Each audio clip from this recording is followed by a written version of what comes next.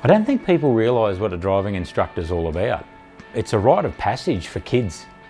They get their licence, and that's something that they always remember. You ask anyone, doesn't matter how old you are, you remember what car you learnt in and who your driving instructor was.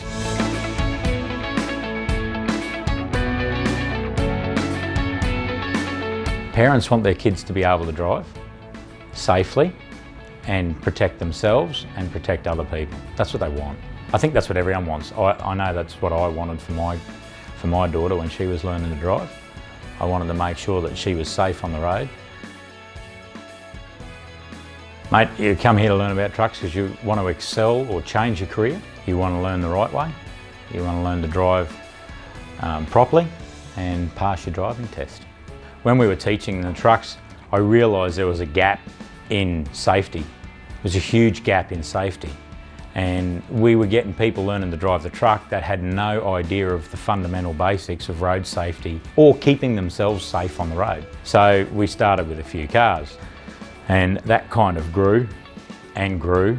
And as a result, today here we are now running just shy of 40 cars and 9 trucks. Ipswich, Logan, Gold Coast and southwest Brisbane. We've got a massive different range of people that turn up from, we got 70-year-old the other day learning to drive so he could buy a motorhome, and he passed his test. I suppose we probably get as excited about them passing as they do, so we're as euphoric as they are. It's a highly competitive industry, and we have to be one step in front of absolutely everyone else. I believe we are, and I believe that the parents can rest easy knowing that their kids and the people doing the trucks are getting the best out of their driving lesson. Helping people is always something that I've liked doing. Like seeing those kids grow and being part of their life and an important part of their life. I think that's exactly why I do it.